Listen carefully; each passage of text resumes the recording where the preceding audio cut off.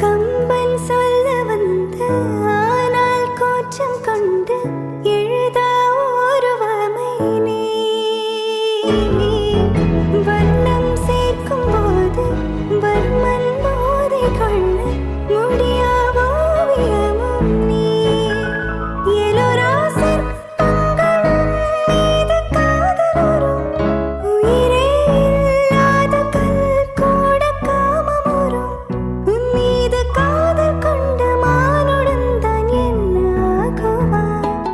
குறுமுகில்களை சிறுமுகைகளில் யார் தூவினார் மழை கொண்டு கவிதை தீட்டினார் இளம்பிறையின இதழிடையினில் யார் சூட்டினார் சிரித்திடும் சிலையை கட்டினார் எறும்புகள் சுமந்து போகுதே செக்க